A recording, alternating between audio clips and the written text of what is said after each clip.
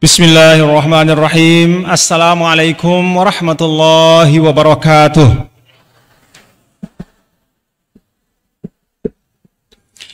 Alhamdulillah. Alhamdulillahilladzi an'ama alaina ni'matal imani wal islam. Alhamdulillahilladzi razaqana sihhatan wa afiyatan wa salamatan. Alhamdulillahilladzi jama'ana fi hadzal majlis wa fi hadzal makan fi khairin wa lutfin wa afiyah.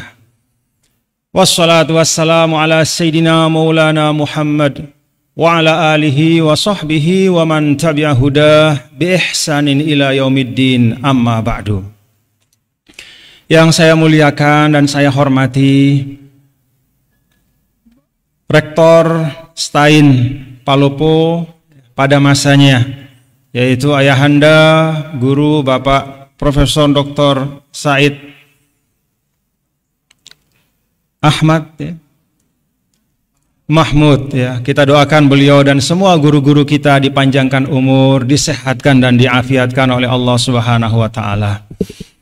Yang saya hormati dan sama-sama kita banggakan Bapak Rektor Institut Agama Islam Negeri Palopo, Bapak Profesor Dr.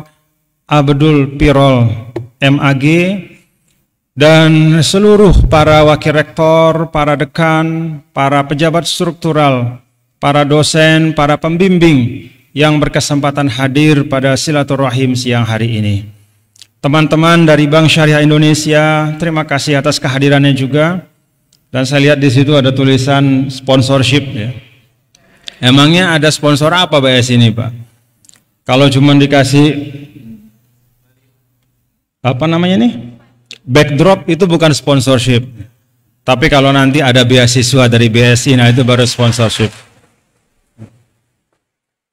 Ya, BSI Palopo insya Allah akan selalu menjadi bagian dari pengembangan Institut Agama Islam Negeri Palopo yang kita doakan mudah-mudahan tidak lama menjadi Universitas Islam Negeri Palopo, menjadi kebanggaan untuk pendidikan tinggi Islam di Tanah Luwu yang kita banggakan bersama. Amin ya rabbal alamin.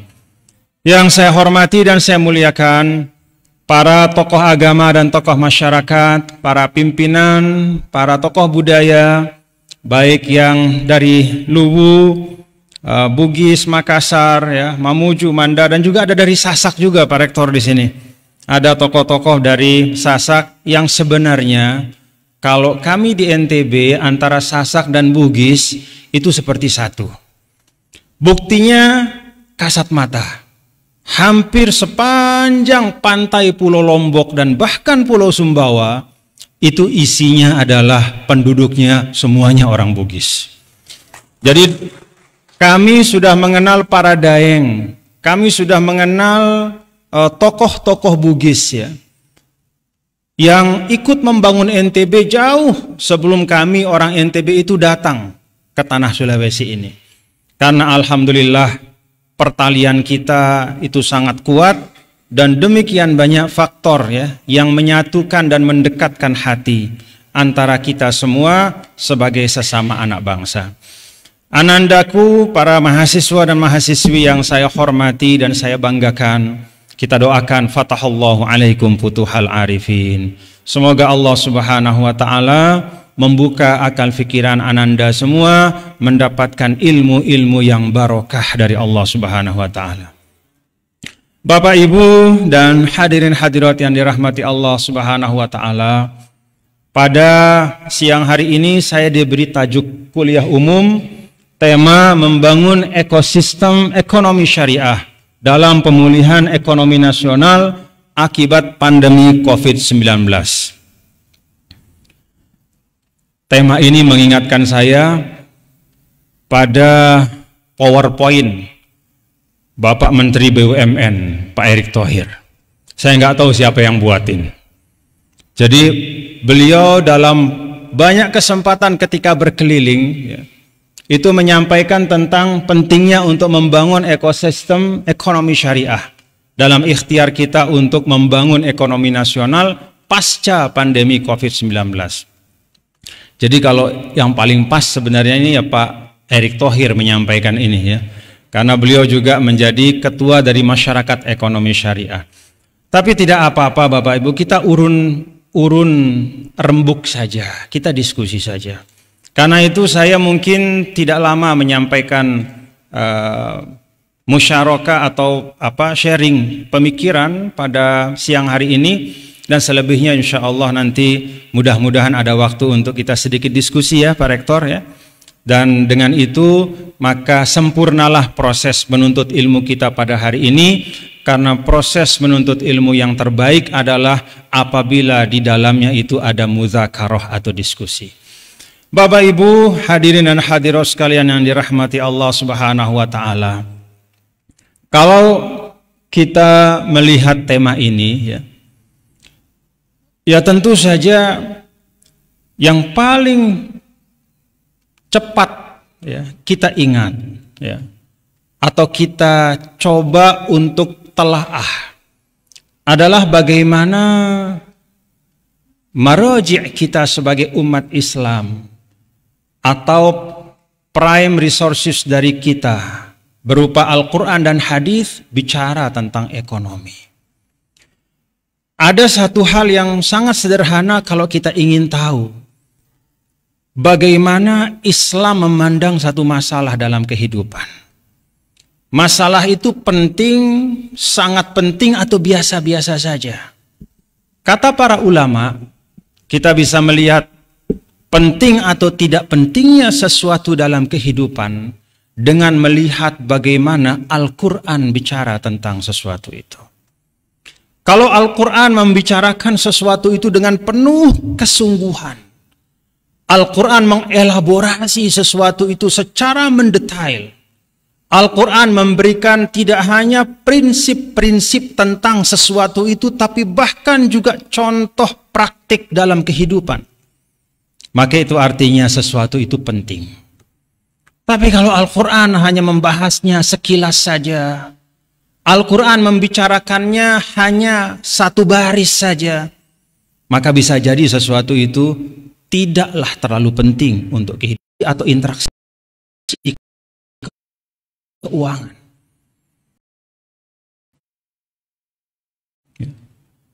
Kenapa? Ya. Karena ternyata memang interaksi keuangan itu banyak sekali lubang-lubangnya.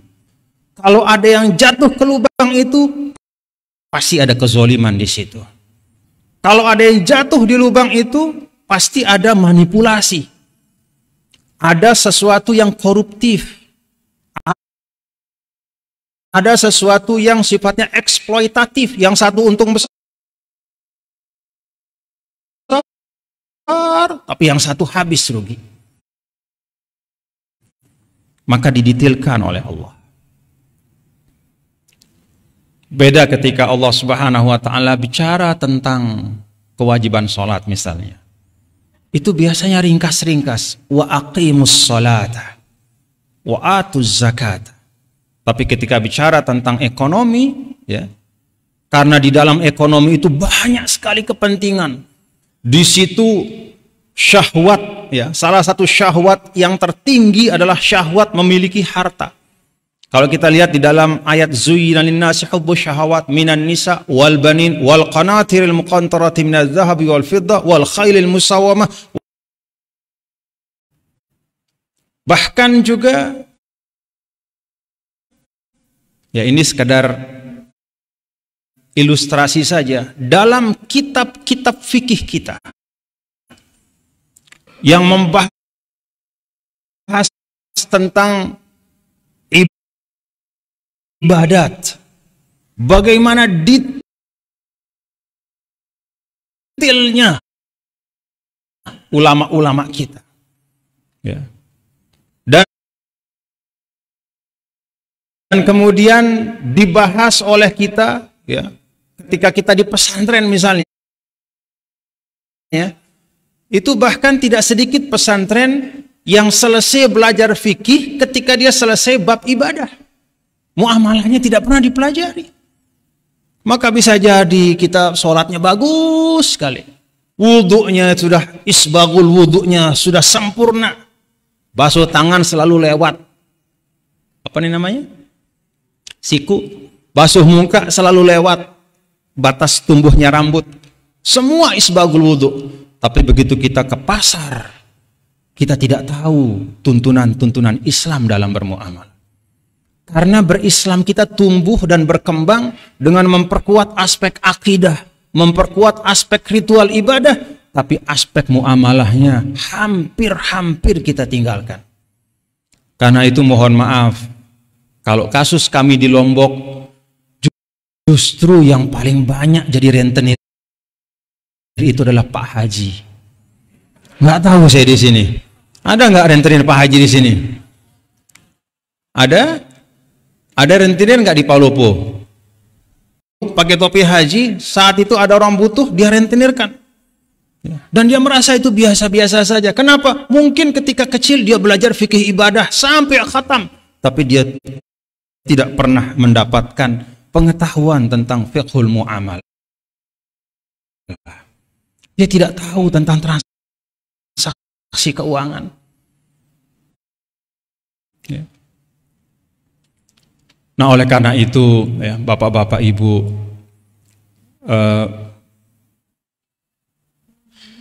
sudah tiba saatnya untuk kita semua memiliki posisi ya geostrategis, ya, dari sisi perdagangan, politik juga sedikit, tapi perdagangan terutama karena dia berada di lintasan, ya, berada di lintasan perdagangan internasional, yang dari Syam, yang dari Yaman, ya, kemudian yang dari Irak, yang dari Istanbul, ya, Bizantinia pada waktu itu, ya, maka ada di tengah.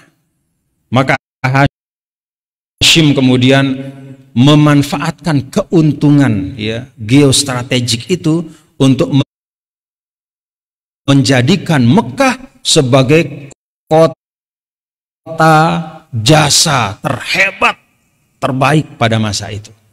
Dia tidak punya sumber daya alam, tapi dia punya posisi. Maka orang-orang Mekah itu menerima semua barang dagangan dari manapun, lalu di situ ditaruh, lalu didistribusikan ke kota-kota perdagangan internasional pada waktu itu. Maka pada musim dingin dikirim ke Syam, daerah Damaskus, ya, Syria sekarang. Ketika musim panas dikirim ke Yaman. Itulah li'ila fi Quraisy ila fihim rihlatash syita'i was-sayf. Nah, fakta perdagangan ini disebutkan oleh Al-Qur'an.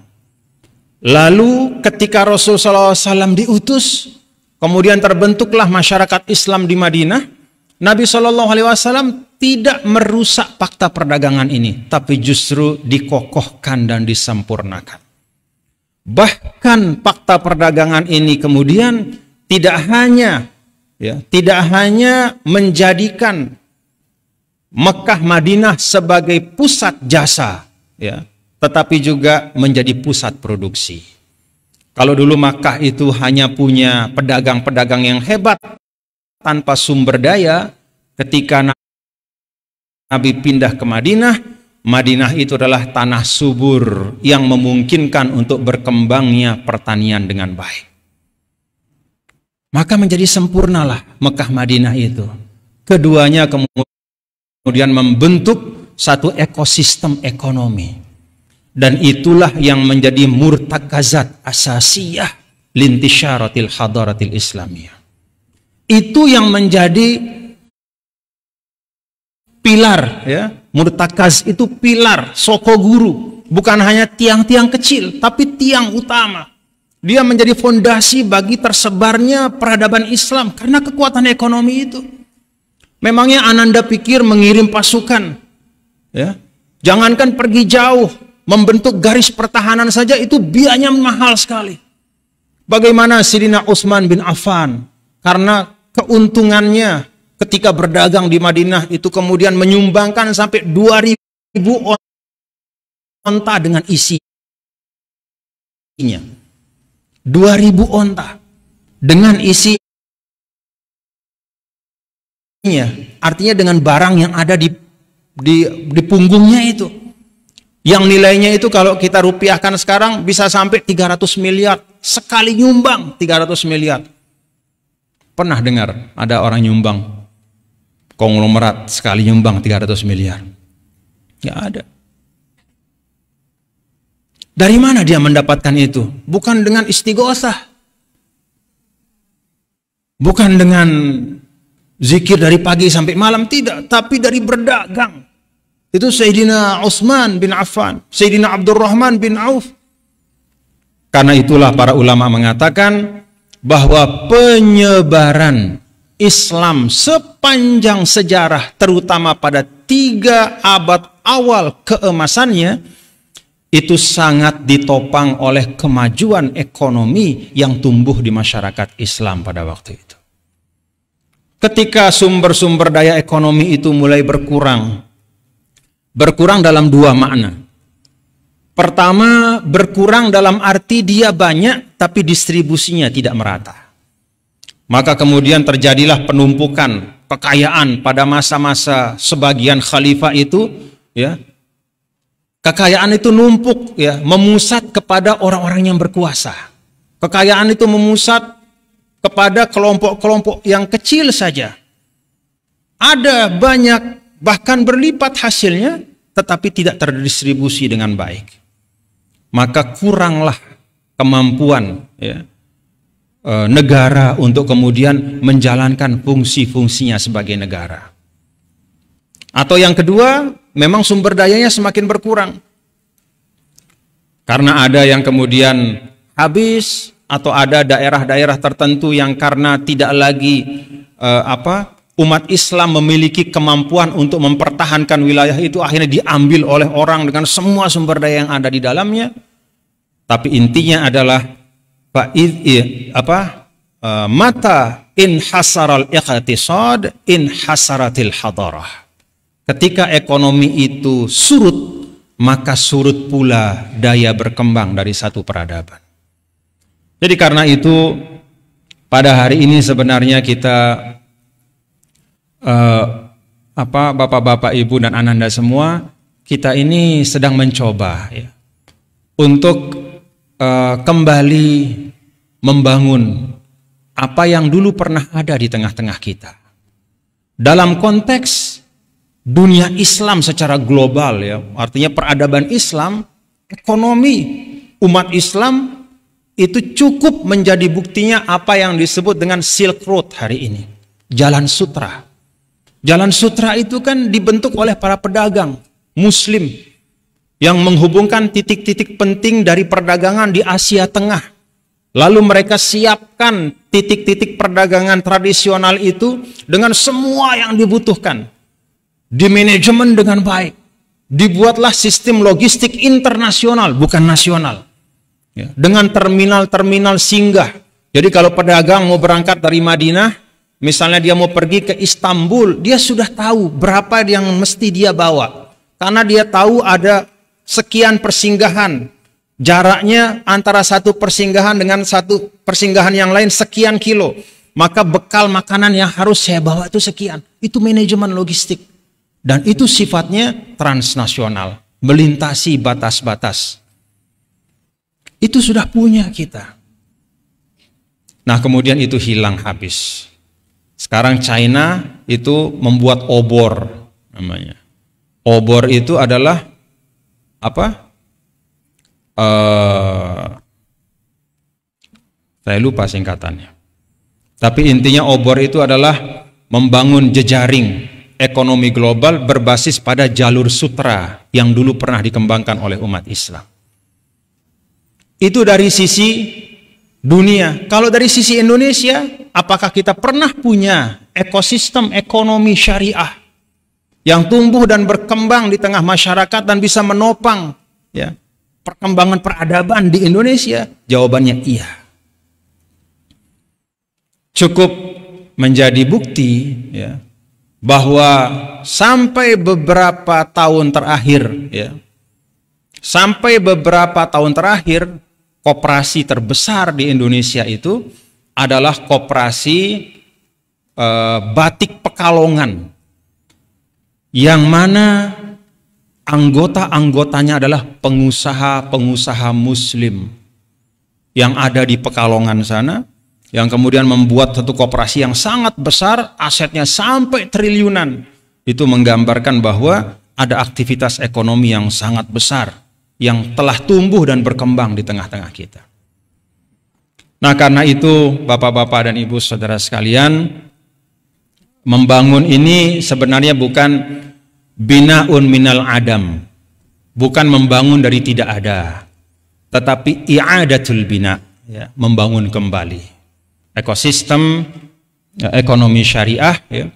Dan kemudian kita kontekstualkan pada hari ini bagaimana agar ekonomi syariah yang pernah menjadi bagian yang sangat besar, ya, di dalam ekonomi kita sebagai satu bangsa, bahkan jauh sebelum Indonesia merdeka, bagaimana ekonomi syariah ini dengan nilai-nilai yang ada itu mampu menjadi bagian yang tidak terpisahkan dari pembangunan ekonomi nasional ke depan. Nah, karena itu maka tentu harapannya adalah kalau kita bicara tentang menggali khazanah yang kita miliki, ya perguruan tinggi lah yang memiliki bahan yang paling lengkap untuk menggali itu semua. Karena referensinya ada di perguruan tinggi. Karena orang-orang pintar yang bisa mengkaji itu juga ada di IAIN Palopo ini. Karena itu semua gerakan-gerakan, ya, membangun ekosistem ekonomi syariah harus berbasis, ya, pada fakta-fakta objektif yang dapat ditemukan oleh penelitian-penelitian yang dilakukan oleh dunia akademik. Karena setiap kali kita mengembangkan sesuatu tanpa berbasis data yang kuat, tanpa berbasis atau divalidasi oleh pendekatan-pendekatan keilmuan yang bertanggung jawab, maka dia tidak akan mampu sustain dan bertahan lama. Nah, oleh karena itu pada hari ini ada BSI. BSI ini penting Pak Rektor, ya, mohon dibantu BSI.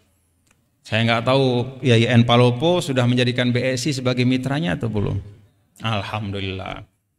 Harus Pak Rektor, ya, apalagi BSI itu baru saja 2 minggu yang lalu, ya, kurang lebih 2 minggu yang lalu itu mengangkat dan menetapkan Sekretaris Jenderal Kementerian Agama Pak Nizar Ali, Profesor Nizar Ali, sebagai salah satu komisaris dari Bank Syariah Indonesia. Maksudnya, ya, supaya IAIN Palopo ini itu menjadi mitra bagi BSI yang ada di Palopo, gitu. Udah nggak usah tengok-tengok bank yang lain. Nah, BSI ini penting Pak Rektor, tapi dia bukan segala-galanya. Ya. BSI itu menempati posisi, ya, yang penting karena memang transaksi keuangan sekarang dan ke depan itu akan semakin kuat bergantung pada sistem perbankan. Tetapi tetap saja, ya, yang namanya institusi perbankan, dia tidak mungkin akan mampu menjalankan fungsinya dengan maksimal kecuali kalau dia memiliki kredibilitas kolektif yang tumbuh dan berkembang di tengah masyarakat.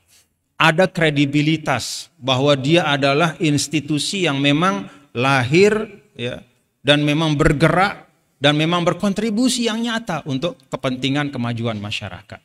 Nah, saya berharap mudah-mudahan BSI, ya, bisa bersinergi dengan IAIN Palopo dan bersama-sama membangun, ya, ekosistem ekonomi syariah di Palopo ini. Bapak Ibu hadirin dan hadirat sekalian yang dirahmati Allah Subhanahu wa taala, saya pikir itu saja yang bisa saya sampaikan, ya. Intinya adalah kita sudah terlalu lama meninggalkan amanah Allah ini, ya, berekonomi yang baik, berekonomi yang terhormat, berekonomi yang berkah, berekonomi yang membawa maslahat untuk semua, berekonomi yang sesuai dengan maqasidus syariah, ya, pada saat dimana kita banyak sekali menghabiskan energi untuk urusan khilafiyah, untuk katakanlah membangun ibadah mahdoh kita, itu bagus. Tetapi akan lebih bagus lagi kalau kita mampu menunaikan pesan-pesan Al-Quran yang banyak sekali bertebaran, termasuk pesan Rasulullah SAW yang banyak sekali bertebaran, bahwa berekonomi yang baik itu bagian dari jalan mencapai ridho Allah Subhanahu wa Ta'ala. Bapak Ibu hadirin dan hadirat sekalian, saya cukupkan sampai di sini. Kalau ada waktu dan mungkin ada beberapa hal, masukan-masukan, pandangan, kritik, gagasan, saya persilahkan dari bapak-bapak, ibu dan ananda semua. Terima kasih. Wallahul muwaffiq wal hadi ila sabilir rasyad wa huwal muwaffiq.